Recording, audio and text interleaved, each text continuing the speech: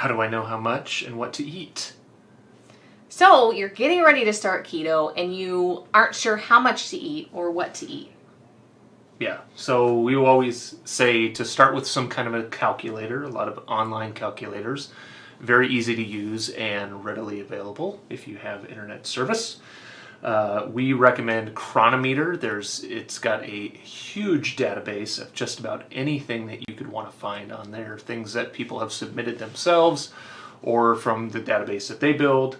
And great calculators for everything from keto with fasting to low carb to every kind of diet. You can kind of tweak it with Cronometer. There's other ones like Carb Counter and other things. So choose some kind of an online tool or an app and enter in your height and your weight, right? Those are sometimes your age, some other information. They might choose an activity level.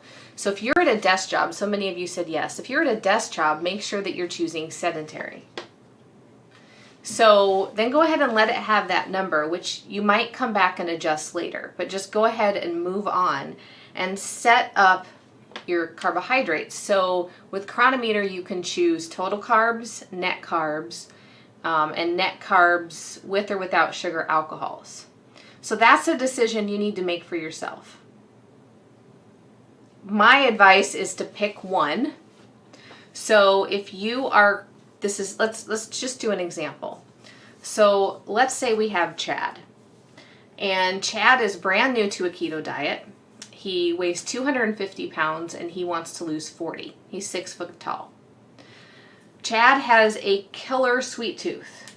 He's scared to death of giving up sugar, giving up his bread, his beer, all the things, and he's feeling very overwhelmed.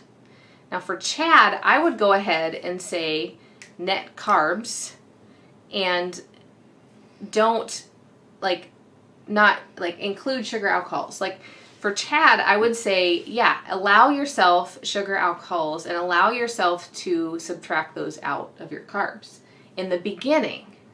So when would Chad change that? When he stopped seeing results. So anytime you stop seeing results, that is when you need to adjust your numbers. It could be, well, Chad's probably going to eat 2,000 calories a day. Well, maybe now that he's lost 40 pounds, he'll need to adjust down the calorie goal to continue to lose weight, or start building muscle, doing strength training.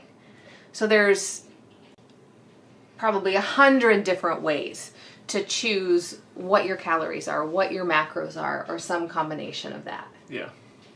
You have anything to add? Not okay. Really.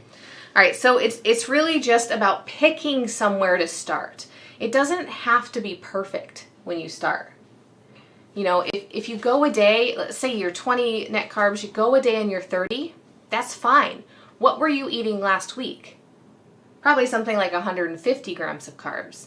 So, maybe you're at 50 net carbs. Okay, fine. But just phase yourself in. It's not about being perfect on day one or on week one. It's about relearning how to eat and how to feed and how to treat your body.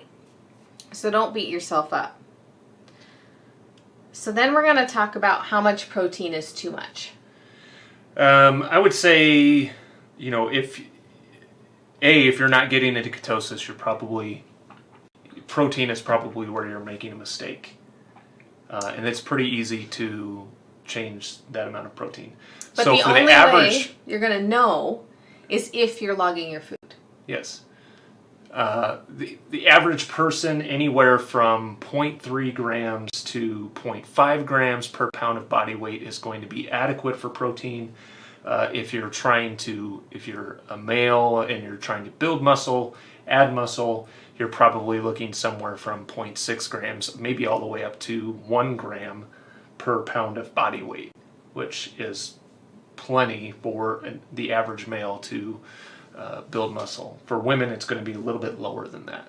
So probably 0.8 grams per pound of body weight at the max. But again, don't let making a decision about net carbs, total carbs, how much protein, don't let those paralyze you. Don't get stuck in that perfectionism paralysis. I've been there, he's been there, most of us have been there with something or another.